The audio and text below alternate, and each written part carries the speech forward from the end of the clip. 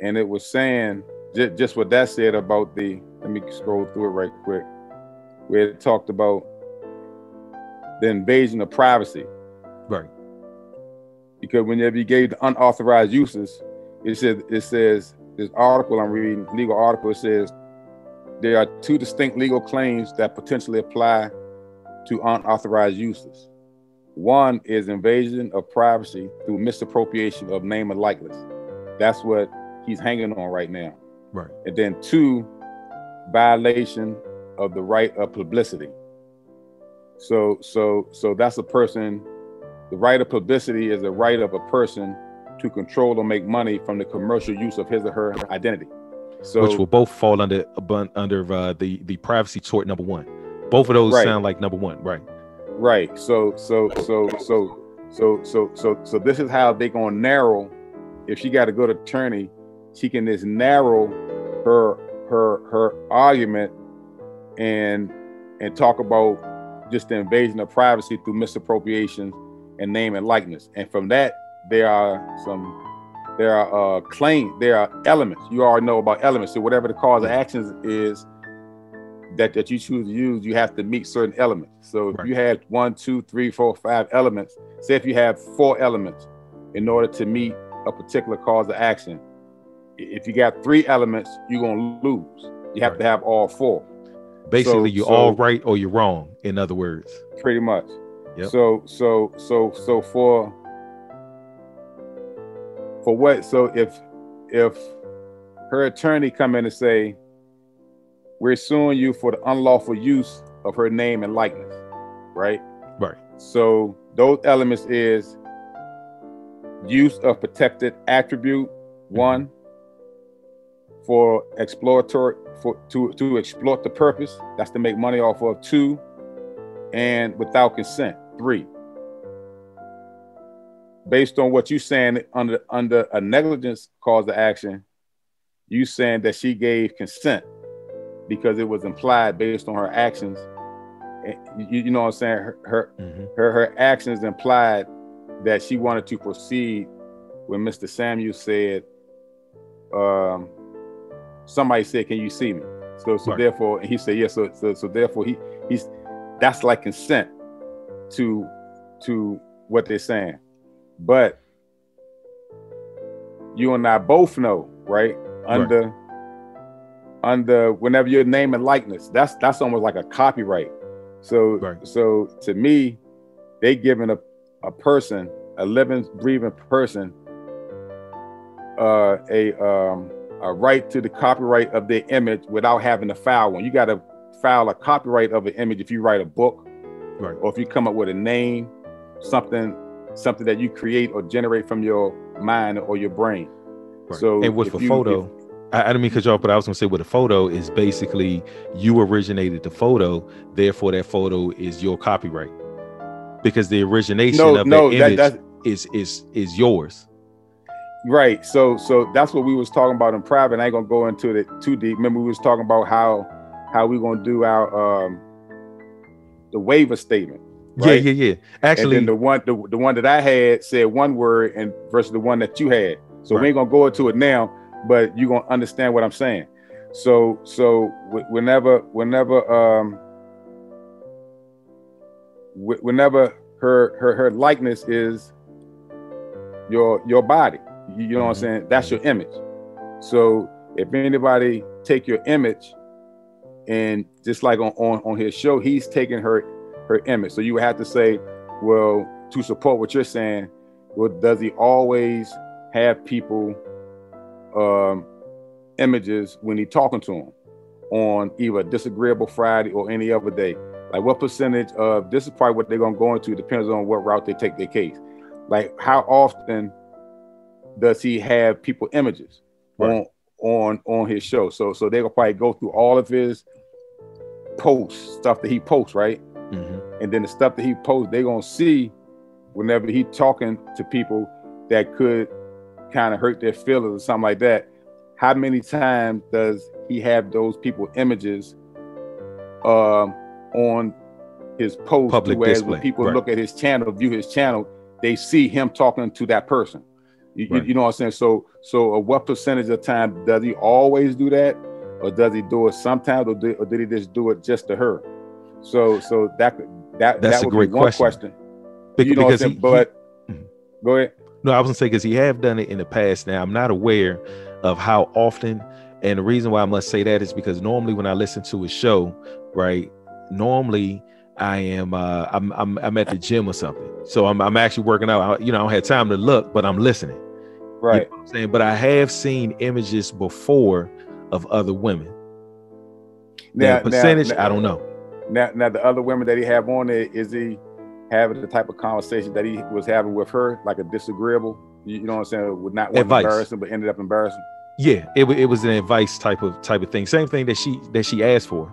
Okay, and see, so to me that's important too, because I got something I'm gonna throw out there too. I make sure I ain't forget. I'm gonna throw this out there. But no, go ahead, Rodney.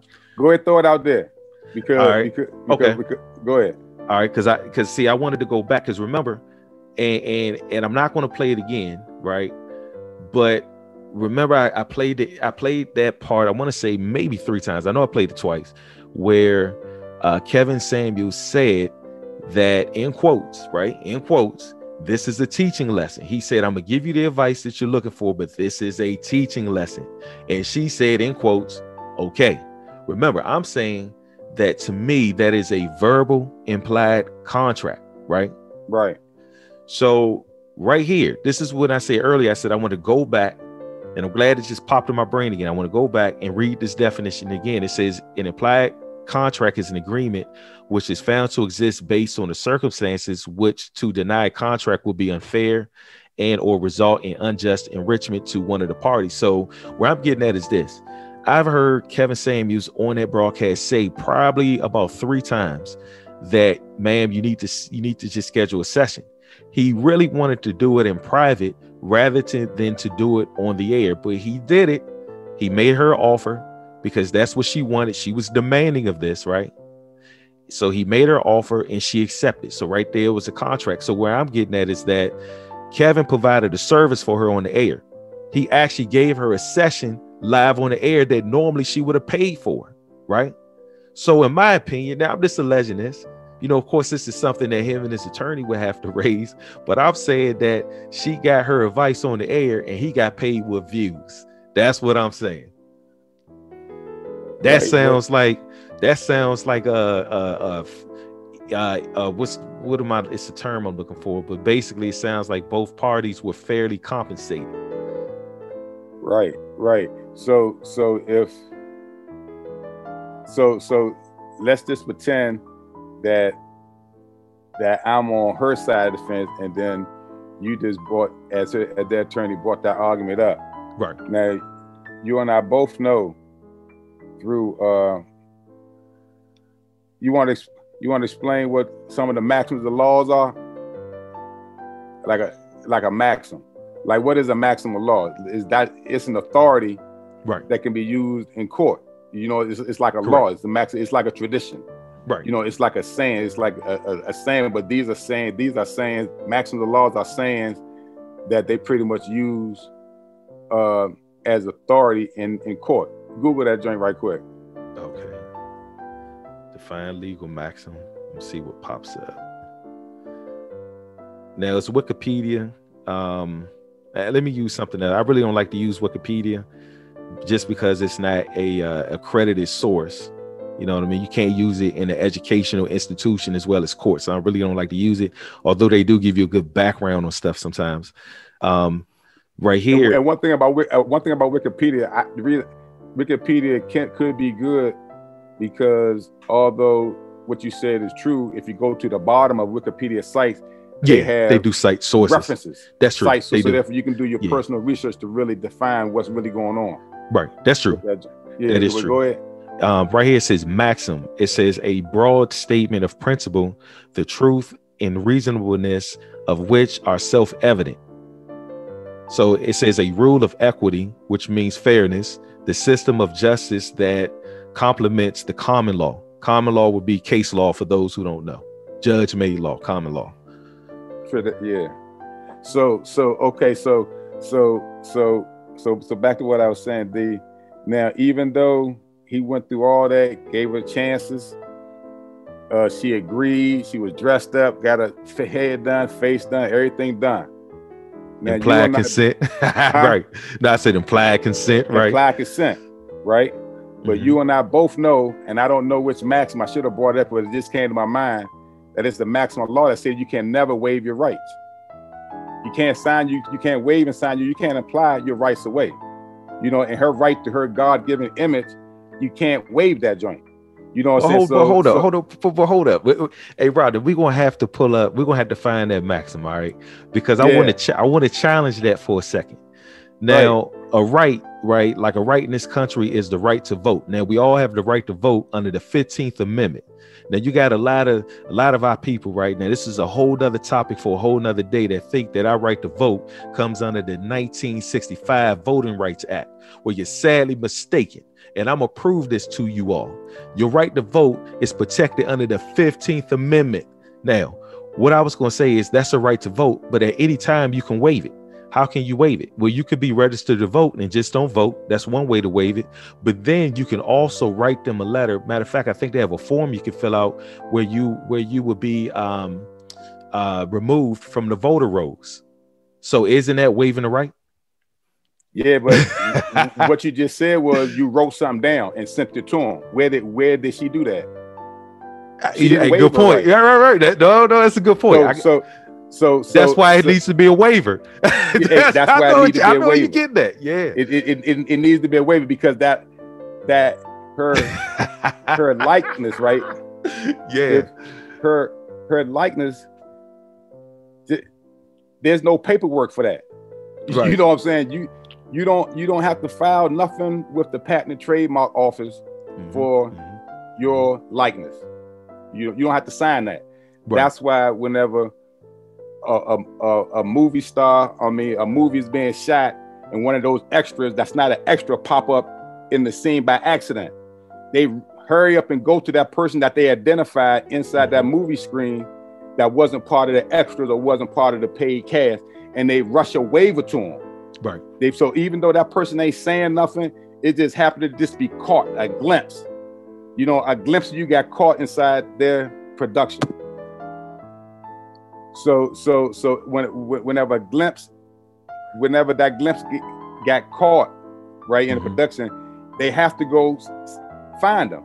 You know, the chances are that person seeing that movie, seeing themselves in that movie, and saying, "Damn, y'all owe me some money," is slim to none. But they still understand that right to protect that. They can't waive that right. When I was shooting a movie and the person knew I was shooting a movie and they jumped their ass in there because they was trying to be slick and want to be inside that joint, they still have to make that person sign it because you can't waive that right. You can't waive that right to your body. You can't do it. You know what I'm saying? So what Kevin, the only thing that can save Kevin is the incompetence of her lawyer. Of her attorney. Right. I have to agree with you on that. That's the only thing that's going to save him, because all they got to do is say, leave the word negligence out. He wasn't negligent. He just did not notify her that he was going to use her image in commercial. And that's the key. He using her joint for commercial. Let me go to this article right quick, where it talks about the commercial use. But see, it depends on how commercial is defined. Because see, my thing is anything that's making commerce, anything that's making money. So just like he get paid from views, you know, he got paid from the I agree with you. I didn't mean to cut you off, but I do agree with you. That's why I made the comparison earlier. I do agree with you on that. You know what I'm saying? But I gotta say this. I'm really curious how her attorney is laying it out in the complaint. I gotta say that. Yeah, that's all that matters, because if he come to if her attorney talks about, well, he used the image and it hurt her feelings and he's negligent by using her image, all that, he has the affirmative defense. Yep, contributory negligence. You know what I'm saying? But if he come in that joint say he used her image and didn't share the profits, you know, you only have to say that you was injured as far as your feelings was hurt, because everybody said that you was that Kevin gave you the benefit of the doubt as being average at best. You know what I'm saying? Because some may not have thought she was average at best, but Kevin might have thought that, I mean, they might have thought Kevin was being nice. So I don't know what type of Plus she said she was average herself. She said that. So exactly. If she must have been calm, it was something that drove her to sue. Well, I think what it is, a lot of people on social media, like the video just blew up, man. It went viral. And I think she was upset because a lot of men shared the same opinion that Kevin had, that she was just average at best. I mean, personally, I do too. That's my point. You know what I'm saying? That's my point. That's my point right there. Yeah. That's my point because he's being nice. I feel like she's a 4. You know what I'm saying? To be honest with you. Right. So whatever number she's at, that's what hurt her feelings. You know what I'm saying? So it was the comments after the video was posted, right? Mm-hmm. So the video was posted and people came in agreeing with Kevin and her feelings got hurt. You know what I'm saying? I agree. And so then somebody said, well, he used that joint without letting you know. So whenever you use somebody's image, right? Those views, the money that he made off those views would not have been gained without her likeness. That's what he's done. You know what I'm saying? He would not have got all those views off that particular show without the assistance of Miss Jessica. If Miss Jessica wasn't on that show at that particular time with her image, dressed up, dolled up or whatever, that particular show would not have got the number of hits that it gotten without Jessica. So therefore, the money that he made off that particular show is due to her. Something is due to her, or at least a portion. That he doesn't have a waiver. She's going to penetrate more than just that one show. Right.